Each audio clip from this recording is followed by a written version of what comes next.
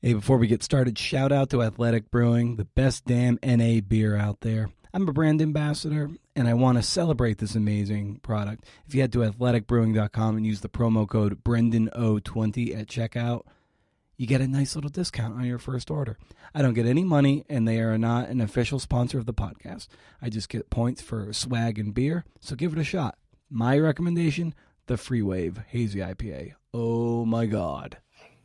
You know, Brandon, truth be told, the story behind the story is more interesting, as it usually is.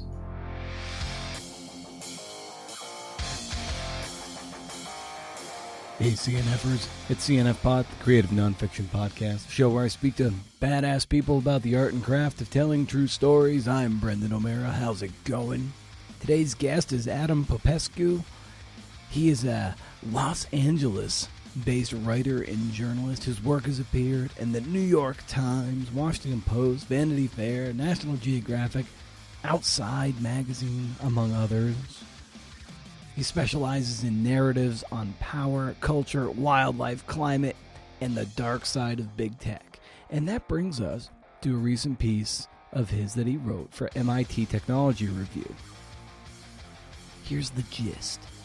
Gorillas, militias, and Bitcoin. Why Congo's famous national park is betting big on crypto.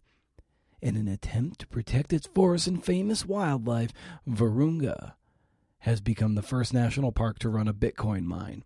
But some are wondering what the hell crypto has to do with conservation. Right? I'm hooked. If you don't know what Bitcoin is, I don't. Don't ask me. But Adam explains it a bit. He talks about the logistics of going abroad, being a foreign correspondent. This is his jam. This guy is a globe trotter. Not the Harlem Globetrotter kind. He riffs on his experience interviewing, among others, Hunter Biden, and what Adam brings along with him when he's out in the jungle, when he's traveling. There, you can't just, if you're in Congo, you're not just going to Walmart if you forgot something. You can learn more about Adam at his website, adampopescu.com. That's ADAMPOPESCU. He's on Instagram and Twitter at Adam Popescu. I deeply admire the kind of work people like Adam do. I get anxiety by heading down to the AM PM for a tall boy, and here's Adam reporting from hostile territories and coming back to tell us about it. I wish I was more like him and people like him. So you're gonna get a sense of what makes him tick. So without let's just not even wait anymore. Let's just do this. Let's do this. CNFers, here's Adam.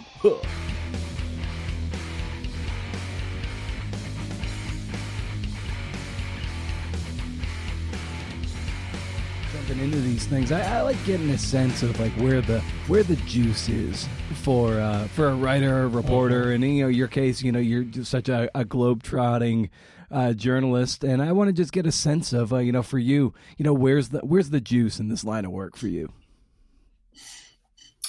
Well, I think you really just said it. There is a lot of people say that there's no mystery today, that there's no unknown mysterious places because we're so overly connected. But I think it's the exact opposite. We are very connected. We are very aware of each other, but so few of us go outside of those comfort zones and outside of those bubbles. And as a result, we think that we know the world. We think that we know how other people live. I've been very fortunate to report from every continent except for Australia and Antarctica. And I say that not as a show off, but on this trip to Congo, it felt like the first time I've ever really traveled, because this place was so beyond stereotype and so inspiring in many ways and so complicated and so challenging. And that's what these stories allow you to do, is go see things like this for yourself and examine your notions of what you think the world is really like. Given the nature of your body of work and being able to hop around the globe, what are some of the logistics that go into that, to be it for the travel and lining up translators? There seems like there's a lot of balls to juggle before you embark on a very ambitious reporting trip. Absolutely. I was wondering if you were going to ask me that because that's something that often goes neglected. I think the logistic parts are, this doesn't just happen overnight. Whenever I'm going anywhere, I usually spend a lot of time trying to do my homework and reading about a place. And sometimes, the best is if you can be with locals because they can really provide you with a sense of place and understanding that you don't get from a guidebook, that you don't get from joining a group. You know what I mean? This trip, I went completely by myself. So the logistics of this were many months in the making. In many ways, when I said earlier that felt like the first time traveling, this was also the culmination of years of reporting from challenging places. But this felt like several rungs higher, several in terms of difficulty and challenges, and also just, nerves. There's no tourism in this location really because of unrest. There's very little to any paved roads. There is little infrastructure. There are all the creature comforts that reporters or tourists, for that matter, or we at home just take for granted. So going into it, I had to be very aware of the challenges, and you try to prepare as best you can. So what that means is I took a special training for journalists and for humanitarian workers. It's called HEAT training, which is hostile environment awareness training. I went to Washington, D.C., and it was several days. It was a mix of former military, first aid, very basic combat stuff, hand-to-hand stuff. You get a certification. The idea is to mimic or to provide you with a sense of challenges abroad. Some of them are very basic. Some of them are very intuitive. Others are not. And I'll give you an example. In certain places, you shake someone's hand, look them in the eye. In certain cultures, that's seen as disrespectful. Certain places, you might want to be in the front seat of the vehicle when you're traveling. Other places, it might be safer to be in the back seat. Some of them are gender specific.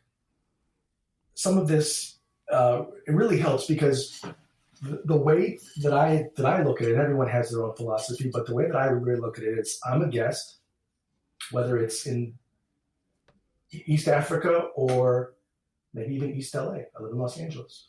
If I'm in a different part of town that I am not a resident, I want to feel like I am following the rules. I don't want to be the ugly American. I don't want to be getting anyone in trouble for my reporting. It's incredibly easy to do that because people feel obligated or they feel the draw of money or whatever to cater to you, and sometimes that can get you in trouble or get you in danger. So you try to be as aware as you can. I try to be very low profile, and you can only that's a push and pull because you stick out. You're a foreigner, obviously, and I'm in a black country. I'm a white face, a European face, so automatically you stick out. So there's things you can do, but you kind of have to just have situational awareness that it helps to travel abroad, and there's certain kind of ways of thinking and ways of acting, that can help mitigate these things. But going back to training, months and months of speaking to people who have worked, lived in Congo. I also took several first aid courses. I worked with an insurance company in case something would happen. I had a satellite device that I would do regular check-ins. I was also I was the guest of the national park. And when I say guest, I mean, I paid to stay there. It wasn't transactional. But this national park, Virunga National Park in the east of Congo, is a government body.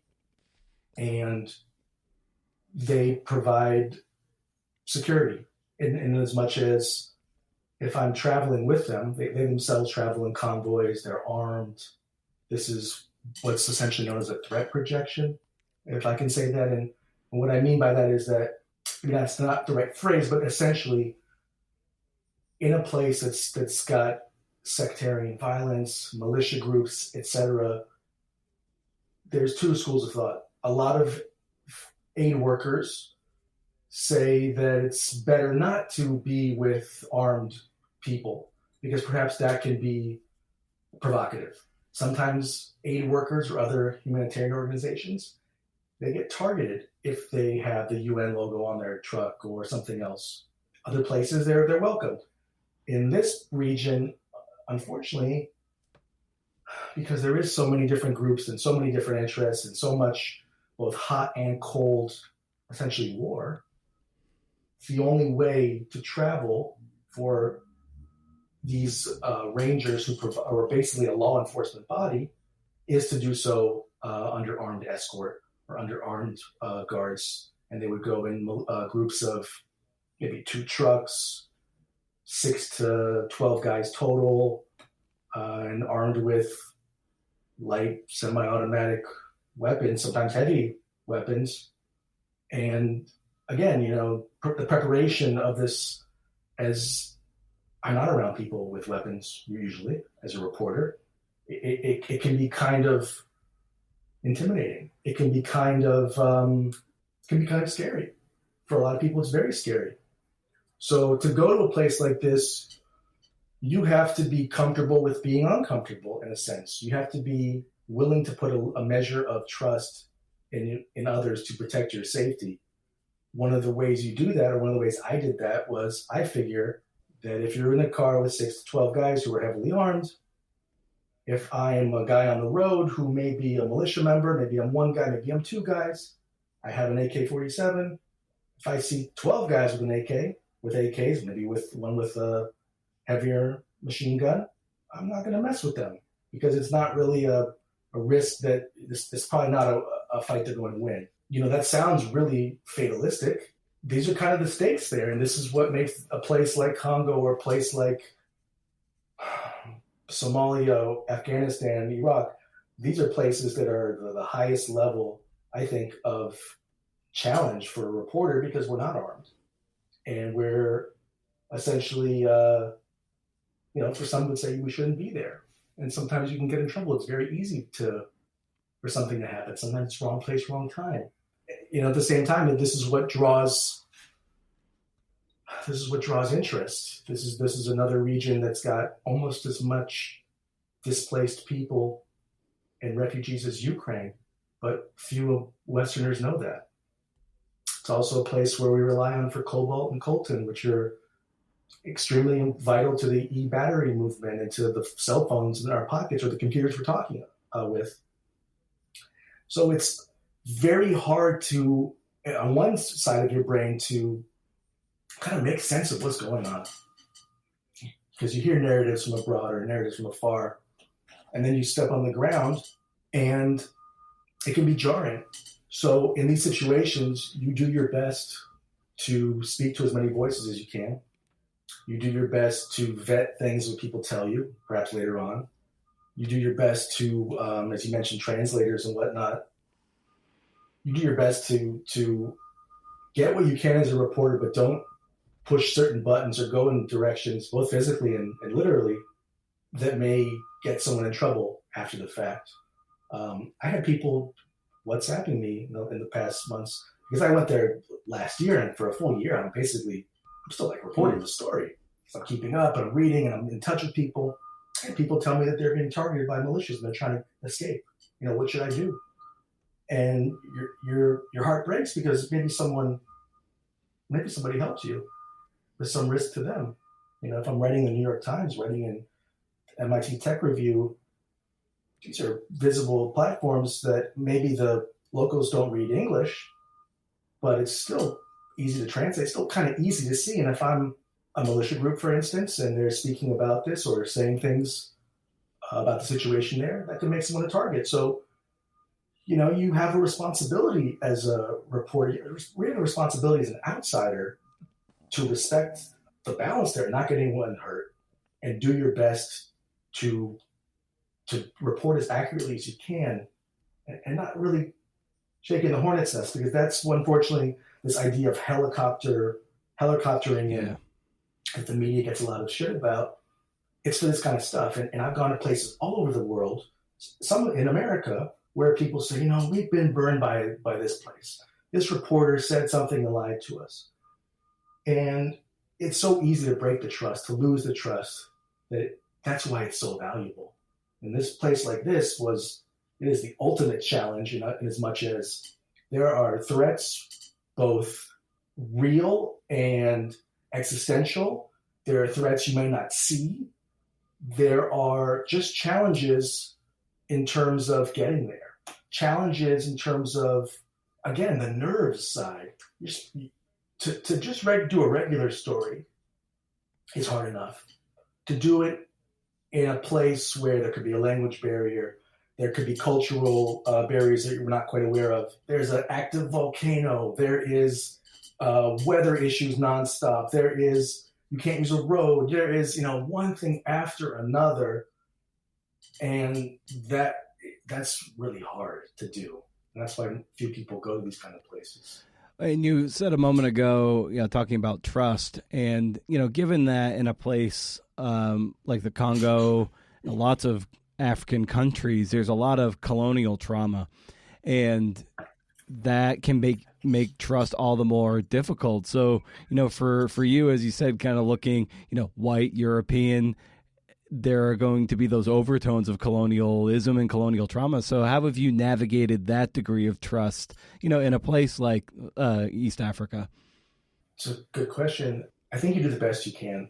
That might sound trite, but going into this story, or as a reader at home, one of the main characters that I use to basically tell this story is the Belgian park director, Emmanuel Demerode.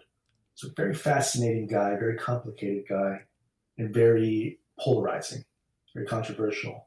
Again, obviously, this is a place with a Belgian colonial past, a Belgian park director who's in many ways is symbolically the head of this organization that has this trauma. The question becomes, can we escape trauma? Can we escape the trauma of history?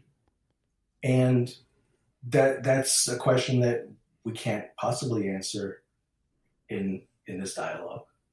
Every single person probably has their own deeply personal feeling about that. I myself have that feeling from my own family history. So what I try to do is I try to bridge divides with my subjects that I'm writing about, people I'm reporting on, no matter who it is. I try to bring my experience, as tangential as it might be, but I share of myself to try to get someone to share their story, because they're doing me an honor, really. Again, it's for someone to open up, it doesn't always just happen easily. You have to give of yourself too, so people feel comfortable. And that doesn't mean transactional with money necessarily, but it really means letting someone know your story, letting someone know why you're here. And I'm, as a writer, as a reporter, I'm interested in places that other people perhaps overlook. I'm interested in places that are on the brink for various reasons. And I'm also interested in people. These are very common threads, and most people want to feel accepted. They want to feel important. They want to feel like they can provide for their loved ones and to feel honorable in doing so. And some of these people who are unfortunately refugees in East Africa, they have a lot of dignity, and they want to feel like they matter. So if you're aware of that, it can be incredibly helpful to you as a reporter, because I'm not interested in doing the same story everyone else, or many have done, which is, this is a continent full of misery, or this is a place full of whatever superlative you want to put in that's basically a negative. If anything, this is a region, a continent that is extremely young, extremely aware. We're all interconnected now. Most people have cell phones and awareness. They might not live the same physical lives as us, but they're exposed to a lot of the same ideas. And the big problem in the developing world, and again, this is a term that some people don't like to use, but I say it in as much as it's underdeveloped in terms of infrastructure and economy, roads, hospitals, things like that. The question is, how do they get a quality of life? How does the rest of the world get a so-called Western quality of life in terms of reliance on government, healthcare, upward mobility, less corruption. How do you do that without sacrificing a culture, values, ways of life, and in places that are incredibly important to all of us, unfortunately, the environment? It's a very tenuous balance. Again, no real easy answers, and many places have their own story and their own approach to this. But what drew me here was initially there's these hydroelectric power plant projects trying to bring power to a region without it in the hopes that it helps bring stability. By no means is this a zero-sum game. It is not like a right or wrong in terms of does it work, does it not. There are things about it that does work. There's things about it, unfortunately, that doesn't. But this gray area, the challenges of bringing projects like this to regions that need them desperately was what drew me here. And the fact that we have a Belgian park director who's also a prince, who's also survived an assassination attempt here and has sacrificed himself and his family for over several decades. These are the stakes or the characters, or some of which, that make it a bit of a head scratcher. So it does have a colonial past. Can this guy be a good guy? Can this project, even if it doesn't serve everyone, not everyone is decided on this is good or this is bad, can that still serve the population writ large? All these challenging questions that make it fascinating, that make it interesting, that make it worth people's time to read, you hope. And then when you learn other things where, okay, one of the projects this park is doing is a chocolate factory, trying to bring a legal market of cacao, trying to do coffee, chia seeds, trying to do a Bitcoin mine. What is that? What is going on here? There's all these things that are extremely counterintuitive, extremely hard to process, admittedly, but make it for very rich storytelling, very high stakes, and ultimately marrying so many big topics and subjects that all of us are interested in. Yeah, when you talk about rich, evocative storytelling, when this story or this canvas kind of came on your radar, what was it about this that really wanted you to sink not only your teeth into it as a reporter and writer, but to get on the plane, to go there and to put yourself at risk for this? I think that first off, I wanted to go. I'll just say that. Because we're also overexposed to everything, the level of what impresses us, it has to be higher and higher. So what made me willing to go and deal with all these uncertainties and unknowns is not so much bravado or putting your head in the sand or overconfidence or whatever. It's more like that people's attention spans are low. And people are unimpressed by so much because we're all in competition for our time and attention. And we are, at least I'll say, many of us in the media are jaded to stories because we've seen it all or think we have.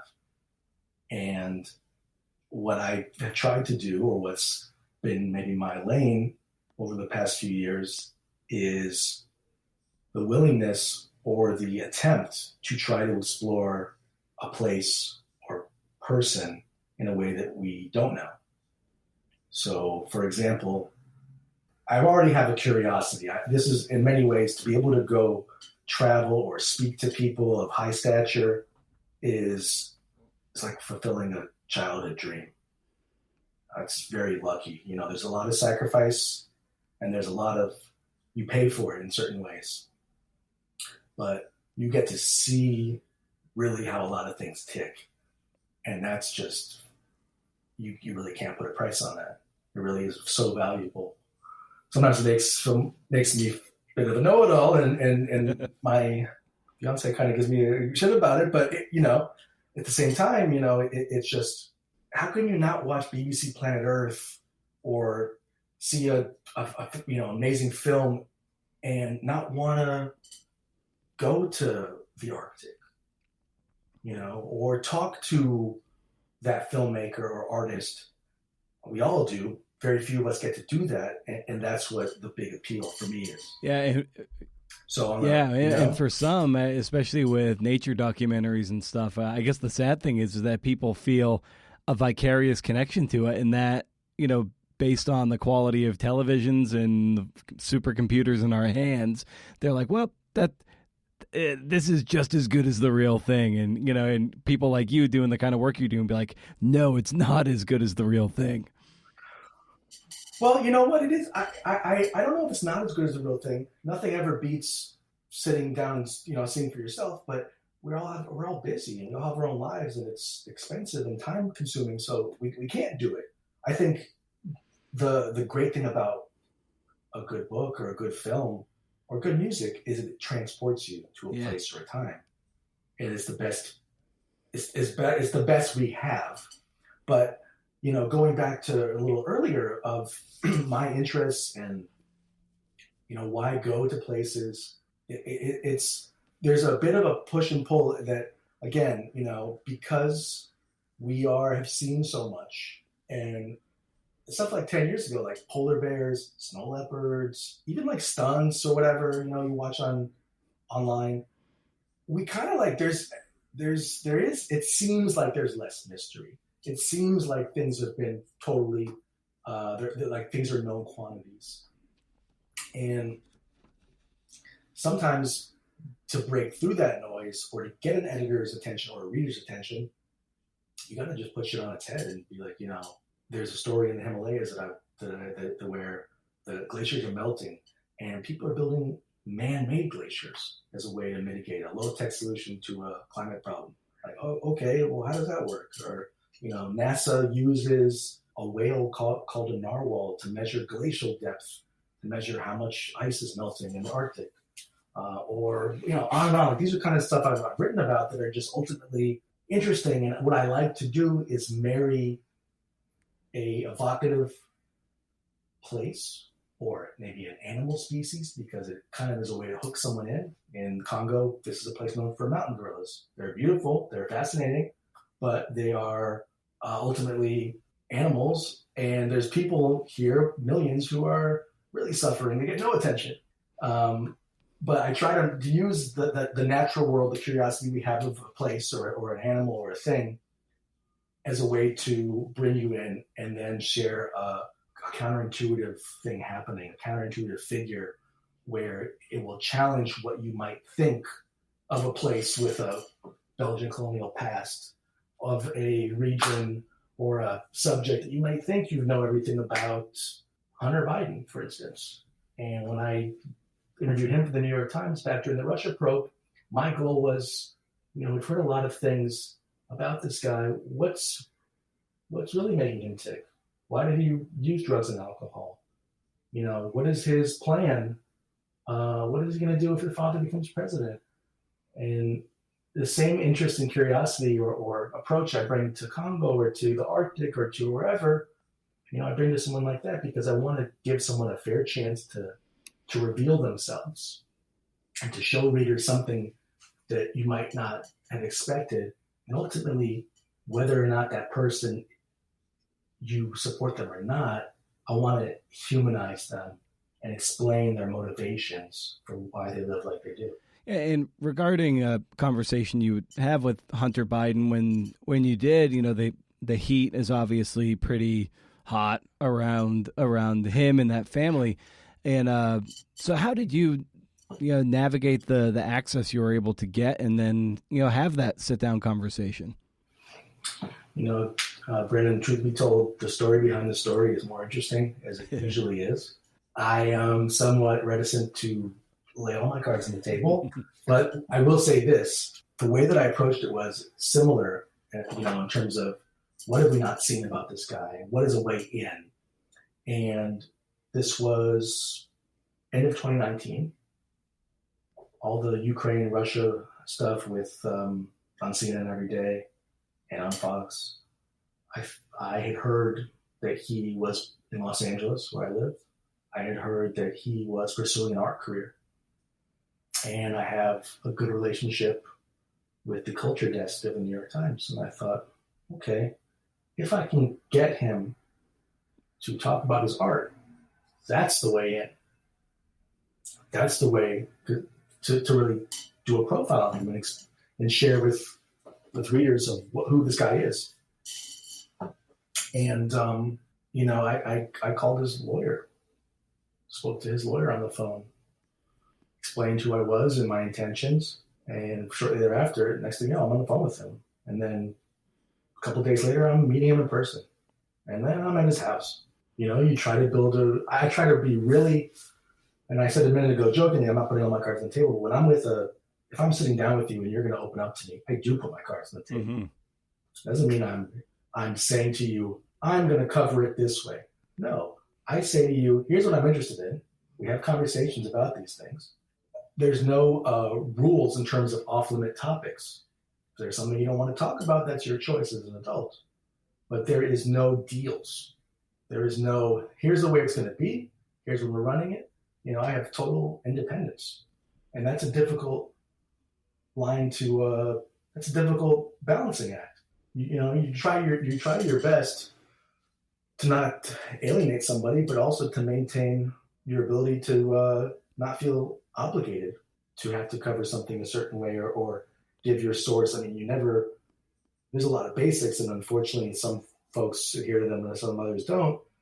But, you try to do right by that person, and that means giving you the opportunity to share and explain yourself. Doesn't mean I believe everything at face value. I might push back. I'm certainly going to check and verify. But unless someone is really duplicitous with you and lies to you, someone lies to you, you can see in coverage in certain places how reporters go after people because they feel maybe they take it personally. I try not to make it personal. It shouldn't be personal. Again, I just try to be upfront with somebody, no matter what. People often take umbrage to a quote or something or other like that, and that's normal. But you just try to not make mistakes. You try to that's what makes journalism so goddamn hard, and nonfiction in general, is the checking and the verification, and there was a lot of brouhaha from him and his camp, but ultimately it was a lot of hot air. We were very fair with him, and I think we're incredibly amenable to him, even when there were some challenges during the way. But the final story, stands on its own. There was no corrections. There was nothing. We did a great job under incredibly difficult circumstances. And the story came out a week before his father won the presidential, I think it was South Carolina with Claiborne. And then a week later, we were in lockdown. So the timing is also just wow of how it all came down. But this goes back to the kinds of access and experiences you have as a reporter. And by no means is this unique to me. This is, and I've heard some of your guests talk about this. It's always going to be a no if you don't try. Mm-hmm. You can, doesn't mean you're going to get it, but it's just like the same thing, a basketball analogy. You got to take shots in order to see if you're going to make them. So, can I get to Congo? I don't know if I can actually, if they'll let me come. I don't know if I'll get the visa, but let's try and let's see what happens. And to be ambitious, it's kind of almost like a dirty word, but I think it's more like stakes are high, it's competitive, and we all have insecurities and we all have a lot of doubt, and that's okay, and that's normal. But try anyway and do your homework and be real with people. And I think that they're going to be real back and respect that. Have you found, given that, something you said earlier about, that there is, there's competition. There's also trying to dispel myths that people might have of places, trying to go to a place to just understand it better. Do you find that there is almost this hedonic treadmill aspect of it, that you have to keep pushing yourself into more extreme circumstances, and ultimately that could threaten your life? Is that something you wrestle with at all? 100%. I don't like when people pretend like threats and these dangers, aren't real. I don't like when people sort of play them down or don't talk about a toll on maybe your family or your loved ones because they worry. What might be comfortable for me or you, I might not be comfortable with certain things you want to do and vice versa. And it can be hard sometimes in a relationship to expect your significant other to be comfortable. And the bar does keep getting higher. I want to go back to Congo. I have other things I'd like to write about there. Is that a good idea? Probably not. It is a risk. I mean, I want to go. A lot of the things I'm interested in are there is a level of danger, and I hate when people say like, "Well, I can go outside of my house and be hit by a car." I mean, yeah, that's true, but that's a silly analogy because there's certain behavior that is more risky than others, and I try as much as I can to mitigate those risks, but ultimately we're playing roulette in a sense. And it could be, during COVID, a lot of the reporting I did was looking back very dangerous. They're going to protests and trying to get protesters or police or whoever to comment about what's going on. Identifying yourself as a journalist, identifying yourself as a journalist for a prominent place that is some people respect and some people think is the devil, is dangerous. Doing so before getting the vaccine, there is a lot of risk in this, and if you don't take it seriously, you can get hurt. And I've seen a lot of people get hurt, and it makes me feel stupid. If you have to have a healthy respect for these things, or else it's really irresponsible.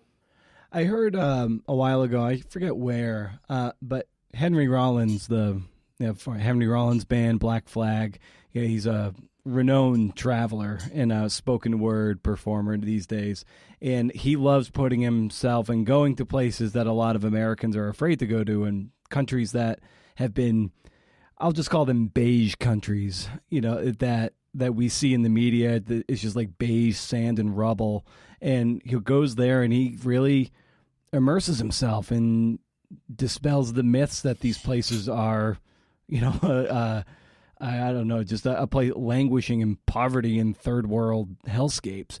He even said the place that he felt most unsafe was actually the United States.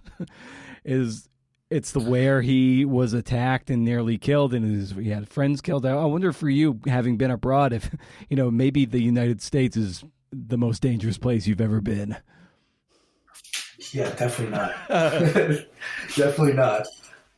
Look, I mean, I think the United States has real issues. We have real separation between our people here, both ideologically and otherwise, and that is dangerous. But you turn on the tap, whether in almost every city, no matter how poor it is, barring a Flint or Michigan, things like that, we have access to basic services that these places we're talking about do not. So, yeah, I mean, I know I've heard this too. I have friends who say, I've been to this place and we were fine, but I feel uncomfortable in San Diego. Well, I don't really believe you, to tell you the truth. So it's not that there's an expression called, I think, what is it? Was it war tourism or is it disaster tourism? I don't know if you're familiar with this, of people, which there is a fine line here. And again, I feel as I'm going someplace professionally and writing about it. And even then, there's sometimes, the risk is real. Sometimes I feel, I can understand why someone would say you shouldn't be there or you shouldn't do this. When I was doing this training in Washington, D.C., a lot of people were getting ready to go to Ukraine. And they were very nice people. Some of them more experienced than others. Some of them really scared and some of them not scared. And I don't want to overgeneralize. I'm going to, but I don't. But I preface that because not everybody should be going to certain places. That is how things. Unfortunately, things Yeah. happen, and we never know how we're going to react until we're put in that position. I mean, we can all talk the talk and train or whatever maybe, but something happens, and you you just don't know what you're going to do, and that's the X factor of this kind of work. And to a degree, you do get kind of addicted. To a degree, it is hard to maybe do more pedestrian normal things. Maybe you try your best to be aware of that, but then again, you at least I approach it in a way that it's not like just walking around by yourself on the street or hiring three guys with guns. If anything, this going to Congo was a very unique experience for me. I've been to other places that have conflict areas. In Ladakh, in northern India, which is on the border of Pakistan and China, in Mexico, other places that are certainly have a narrative. But again, just maybe go back to Henry Rollins for a second. There's parts of Los Angeles that are dangerous that I wouldn't go to. People from overseas might say, "Oh my God, Americans with their gun violence, you're crazy," and that's true. But if a place is if there's a neighborhood with a bad block, you don't go to that one. You avoid it. When you're in a region where has a conflict, I'm not going to it. I'm doing my best to not jump into the fire. Sometimes you can see things or observe things in a safe way, and usually the safest way is not you don't go there. There's ways to do the reporting sometimes that you don't want to get hurt, and you don't want to unnecessarily risk if you can. And a lot of times I feel that reporters want to be in front of the storm, or sometimes literally you see sometimes these a hurricane. Do you really need to be halfway underwater? It's not safe. You know what I mean? And that's the expectation as a viewer. We want to see that. We're glued to that. We kind of want to see something go wrong because we've seen where at this point we've seen so much, and that has its own conversation about voyeurism and media and us as watchers. It's fascinating, but it's also so indicative of our time and how we live. Tying into your Congo piece, there are these Bitcoin mines that are very central to it. And help me understand, what Bitcoin is and how you mine it. Like, that to me is still very confusing. Yeah. So I've done a couple podcasts recently with people in the Bitcoin world, and we just talked about Bitcoin and none of the other stuff that we're talking about now. So it's on its head, which is funny. Bitcoin is a digital currency that you use heavy computer power to perform algorithms, math problems, to solve for, and you're rewarded with a piece of this digital currency that has no real value as opposed to what we ascribe to it. That in and of itself is a whole other world of cryptocurrency, blockchain. Many people the ones who are into it are very into it. It's going to change the world. We'll leave that aside for a second. Bitcoin itself has been criticized for being very heavy on fossil fuels to generate that power. The thing in Congo is there is no power grid in this area. And there are hydroelectric power plants that the park has built to try to seed businesses and development infrastructure.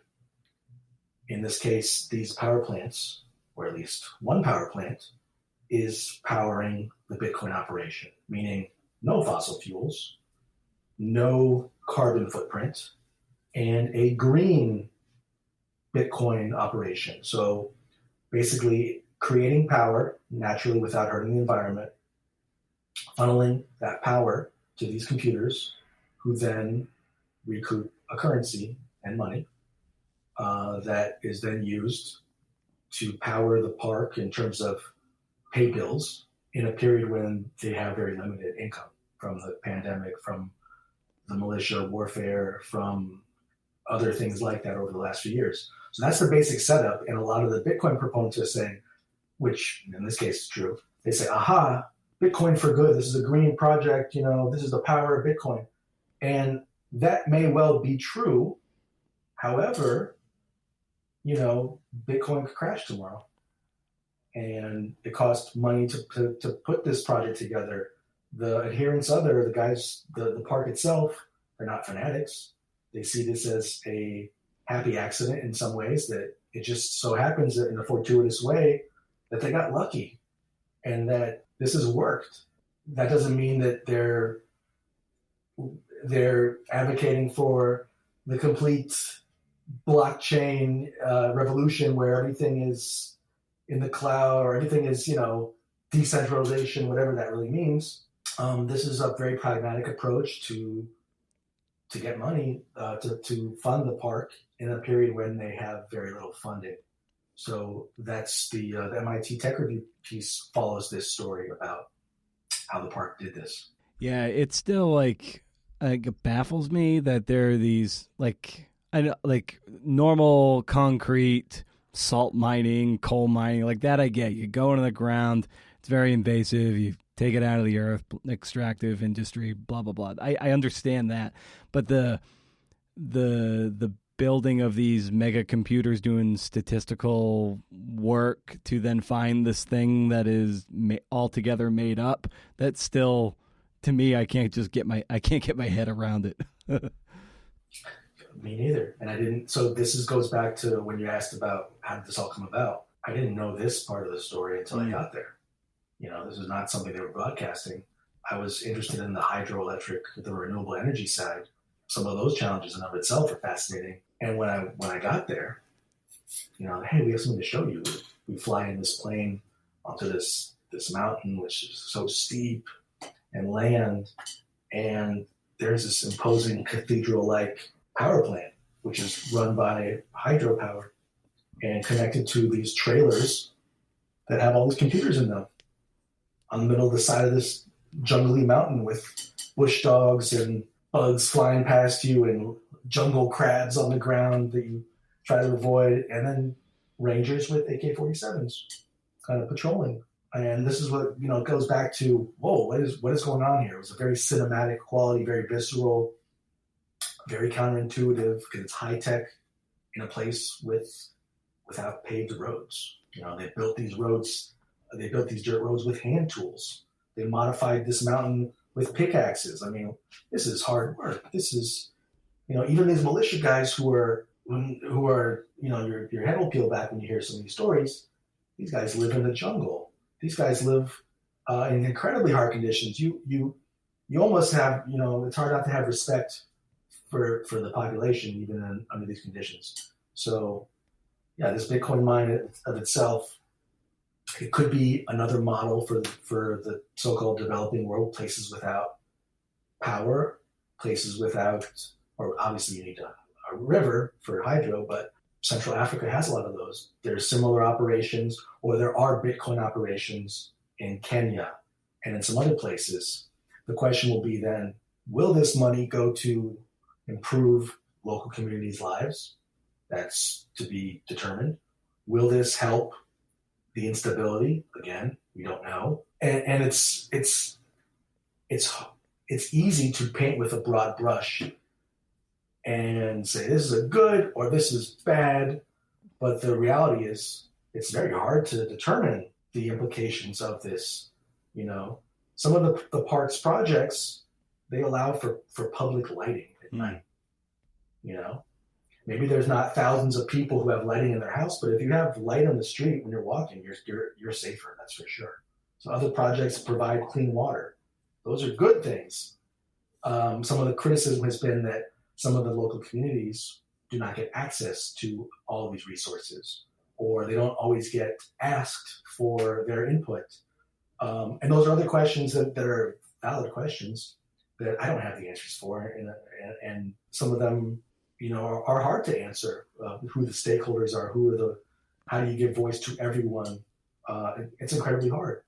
But again, my objective as a writer is not only to try to create a narrative that's interesting, but as a reporter, you have a responsibility, I think, to tell a story that others aren't, and to try to give a little bit of spotlight to some of these voiceless people. And given the nerves that you were talking about earlier, I wonder, how do you sleep when you're abroad, or how well do you sleep, I should say? It's a good question. On this one, to be honest with you, I was really wired by the end of the night. I was really wired. So I try to do a lot of training and exercise to be in good shape, so that you're kind of like you're go. I try to build rest days before I start. Maybe I go somewhere and I'm in a hotel by myself for 2 days or something. Try to fight the jet lag. Try to eat really well. Try to exercise, because you have days, and this is not just this trip. This is in general. You start at 7, 8 a.m. And you're up working till 9, 10 till you're in the room. I record audio. I take notes. Sometimes you have their stories. I'll talk to dozens of people. Not everyone makes it in the story. And this helps you get a sense of an overall theme.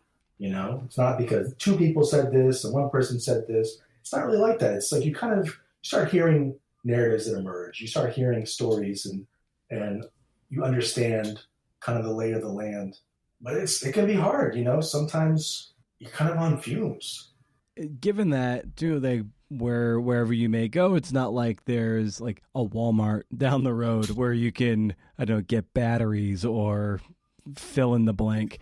So like for you, let's say when you're on this Congo trip, what was in your pack that you had on you all the time? So your notebooks, your recorders, like what are some of the fundamental things that are always in your satchel?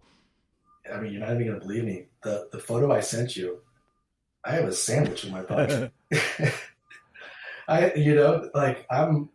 I'm really into gear and stuff like that, but I make sure I have food and water, and I also had a mask in my pocket. In this case, COVID doesn't exist in Congo. Neither does homosexuality or several other things. And I say that obviously tongue in cheek. But I had a mask because there's so much dust in the road. I brought an EpiPen. I brought things. I brought batteries. I brought soccer balls that I gave to the Rangers. It's like one thing. It's one thing when you just give money. You obviously, I give tips to people who help me, because that's sometimes people work for that. But I try to, I ask in advance, what can I bring? They told me certain Pepto-Bismol medicine, things that they can't get at the local pharmacy. I brought nuts. I brought things that people could use that ultimately also help me as a reporter, because I'm not just expecting to take when I come. I want to provide some value. I'm trying to help. I ask often, what is the story people get wrong? What is the story foreigners come and tell that drives you nuts? And a lot of them have told me that they see things through Western eyes. Now, of course, I'm a Westerner. This is another conversation of who gets to tell what stories, and that's a whole other. We have a whole episode about that. But I try to listen, is what I can do. I really try to listen to those kinds of concerns and issues, and then again tell the stories that are not being told. And you'll never please everyone. There's always going to be, for instance, Hunter Biden. I had people saying to me, "Great job, he's so sweet, he's amazing, he's been through so much. Adam, you did a great job." Other people say to me, "You are a piece of shit, Adam. You're a mouthpiece for this." Like people go to my Amazon page where my book is to complain about Hunter Biden. Jeez. Or send me like nasty stuff. And I thought, to be honest with you, we could have been harder on him. So to think that we're so you can't please anybody sometimes. But that said, you try. I try. I want to stop saying you. I try to reflect as accurately as I can what I'm really seeing and the stories that people share with me. I want to get a sense of your relationship to mortality. Given that you feel the nerves, you're going to places that you've even said are scary, and that can reframe, life and your own life in particular in a completely different way. So I wonder, to reiterate the question, like what your relationship is to your own mortality. I don't really know how to answer that, to tell you the truth, because it's going to sound, I don't know. During the pandemic, the last 2 years, I feel like I've aged a lot. I've matured a lot. In many ways, it's never been more on my mind, in terms of time and of being with loved ones and what's important. So it's a very loaded question. All right. I'm going to jump in here just for a second. Loaded question. Okay. I really feel the need to maybe explain this, if only for myself. I've always been confused by what a loaded question is, but I know by and large that it's typically something you should avoid. So I Googled around for a satisfactory explanation, and this is what I found. Many loaded questions are yes-no that have an assumption built into it that when the person answers the question, they can't do so without appearing guilty.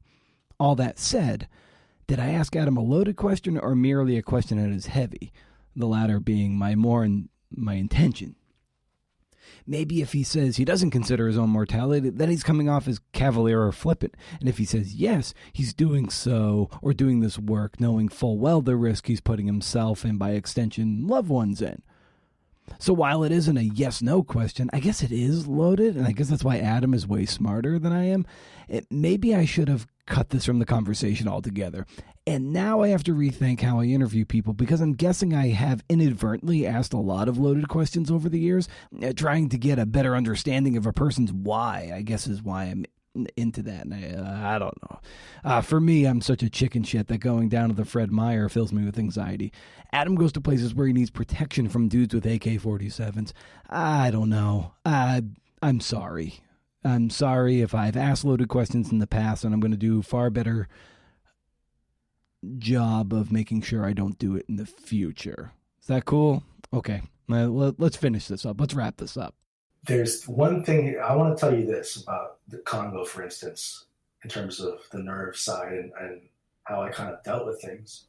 The reporting, and sometimes when you're really engaged when you're doing something, whether I'm like in the mountains or whatever, you're so distracted and you're so in the moment that that's what is important. And like I was in little tiny airplanes, over these. We flew over some rebel camps, and there was bullet holes in the wing of one of the planes, and it's like, if you really think about some of these things, they're terrifying. Now I'm going to tell you something that this is the God honest truth. I didn't feel nervous on this trip. It took me to go, when I crossed the border back to Rwanda, and I realized some of the things of my experience, I had difficulty processing. Was I really in danger? Am I lying to myself? Am I stupid? Is there something wrong with me that I wasn't nervous?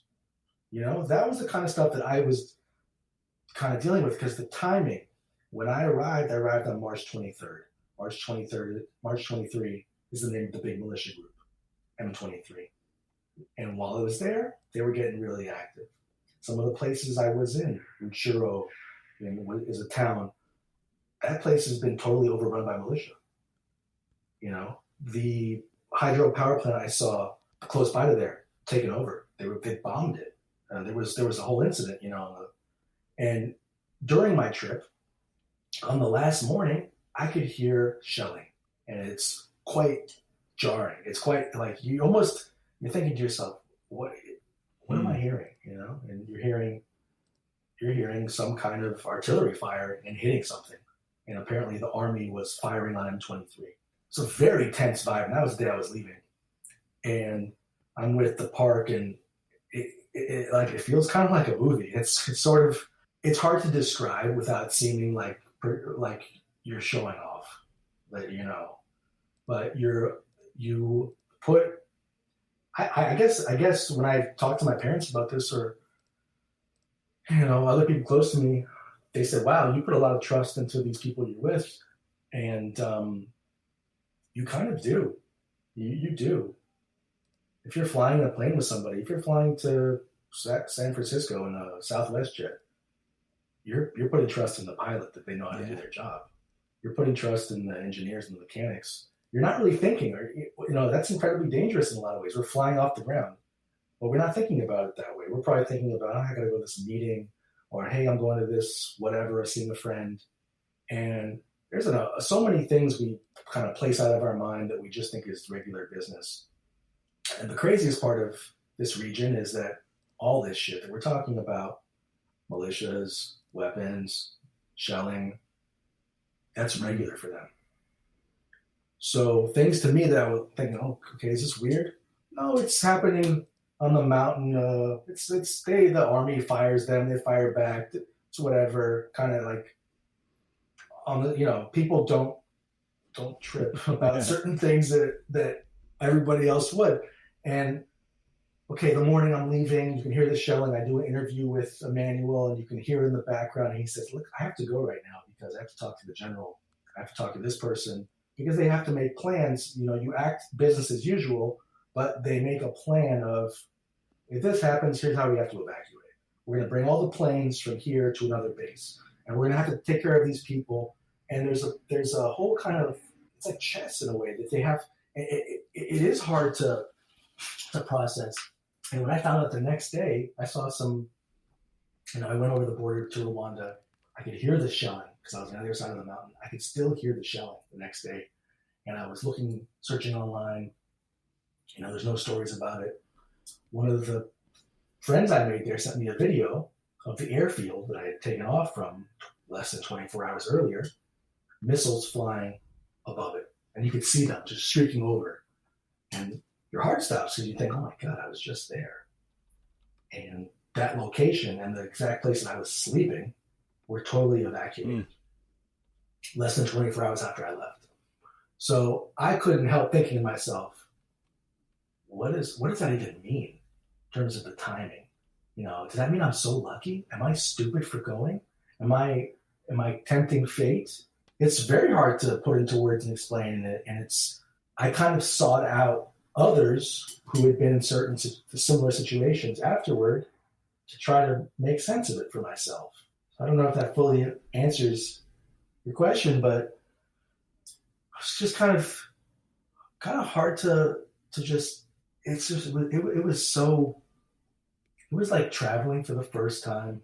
It was just such and I'm talking about these dramatic things visually. This is the second largest rainforest in the world. The Congo Basin. There is almost more biodiversity here in terms of different species than anywhere. There was incredibly warm, interesting people with a real zest for life in spite of these challenges, in spite of the fatalism, in many ways probably because of it, and a desire for a lot of people to be respected and be taken seriously and to be given a chance to represent themselves beyond a narrative of the poor, suffering African. Because this is a continent that's incredibly young, is tech savvy, that is going to be a much larger player in terms of the interconnectedness of our world, the way that China in the last 10, 15 years, the middle class there has just traveled and is building businesses, and Africa is like so diverse and so much more than this one note of the suffering person. Let's give money to help this that does exist, but boy, there is just so much more there that is just so fascinating and so unknown to the average American. Yeah, and just one last thing, Adam. I always like digging in for a recommendation of some kind for the listeners out there. It's always kind of a fun way to bring this airliner down for a landing. So I'd extend that to you. What might you recommend to the listeners out there? If they're interested in reading more about Congo, about the geopolitical world or landscape there, I recommend King Leopold's Ghost by Adam Hochschild. It's nonfiction, but it's a fantastic look at basically the Belgian colonial past and King Leopold, who ruled this place as his private fiefdom in the late 1800s. That's fantastic. But there are some fiction writers from Africa that I want to mention to you. And I'm looking at my shelf. There's a couple that are talk about shattering stereotypes that we might think of, again, the suffering. I mean, woe is me. No, I mean, this is, I'm going to name a couple names. There's a guy from Zanzibar named Abdul Razak Gurna. He just won the Nobel Prize. There's a book of his called Paradise that is absolutely fabulous. It's so, these are like stylists. He's fantastic. He's I think he's over 70, just won the Nobel Prize for fiction. And he is, all of his books are now being published in English. Another one that's worth reading is a Kenyan named Ngugi, Ngugi. His last name is Tiongo. And he's a guy that we probably owe more of a debt than we realize, because he was one of the first people talking about decolonizing language. And some of his rhetoric there, most of the people who talk about this really heady topic don't really know where it came from. But he's a Kenyan, and he writes again about, he wrote in English first after independence, and then started writing in Kikuyu, which is one of the languages of Kenya, and talked about, can I be an African writer writing in the language of a European, which is, at the time when he first said that, he went to jail, and then when he was in jail, he wrote in his own language. I think he went full circle and said, well, if I'm African, I'm an African writer. I say this because, English is my first language, but it's not my father's or my mother's. Does that make me less of a American writer, a Jewish writer, if you want to put that, a whatever writer? This is like heady stuff, but fascinating. And one or two more that I'll mention from Congo. There is a guy named Nkoli Jean Beaufin. He has a book called Mathématiques Congolais. That's in French, but he has another one called Congo Inc. And it talks about basically it's really about making fun of the bureaucracy of corruption. This is like, literature that is so cutting edge and so modern. And I think, again, one of the benefits of reading is seeing that experience of someone else, how they live. And a lot of this is so goddamn relatable, and which makes it just an entertainment medium that is not really old-fashioned, or shouldn't be, and it brings us closer together, I hope. Oh, fantastic. That's wonderful, Adam. So, I'll just thanks so much for coming on the show. Thanks for the work and those great recommendations to kind of bust us out of a lot of the well-worn grooves that we tend to read in. I think those will be really valuable. I'll look forward to linking up to those. So just thanks for everything. Thanks for all you do. And I'd like to think this might be the first of many conversations we'll have. So thanks for coming on the podcast here and for shining a light on your work. Thank you, Brendan. Thank you for having me. Thanks for listening, CNFers, and thanks to Adam. If you like this conversation as much as I did, and I did, consider sharing it and tagging me in the show at CNFPod on Twitter or at Creative Nonfiction Podcast on Instagram. Consider heading to patreon.com/CNFPod to throw a few bucks into the tip jar. Show is free, but it sure as hell ain't cheap. And as you know, you can always rage against the algorithm with my up to 11 monthly newsletter by heading to BrendanOmera.com. Hey, for show notes to this and like a billion other episodes. So, getting resistance from people about C.P. Fontaine, subject of the biography I'm writing. Many people are saying there's just nothing new to add that hasn't already been said before. What's been said already in books and articles is the record. And I really disagree based on everything that I've read and some of the people I've already spoken to, things I haven't heard or seen before. I've read just about everything, and I'm finding new things from people I talk to. I think some people really discount their experiences.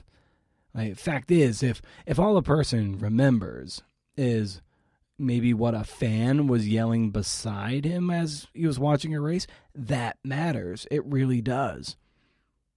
To use a cooking metaphor, that's building layers of flavor, right? That's gumbo, not something, not the micro magic hamburgers of my youth. We're talking let this thing simmer, and that extra detail that it makes the scene really pop. And a lot of people are pretty skeptical too. I've been equated with other hit and run helicopter reporters. Yeah, I'm just this vulture, accused of having biases and an unwillingness to look beyond my preconceived notions. I think you guys know me well enough that curiosity is my engine, and I oftentimes, especially when I'm reporting, I don't really talk much at all. I'm more there just imploring people to keep on talking. I listen. I go there with an open mind and an open notebook. Anyway, this shit ain't easy.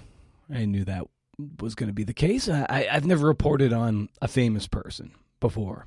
And naturally, the people who might have shared experiences with reporters in the past, might have been burned, and thus I'm just lumped in with them. There's a lot of lobbying for why you're different than anybody else, which I'm sure they've heard before. I'm sure every other reporter that burned them was just like, well, I'm different.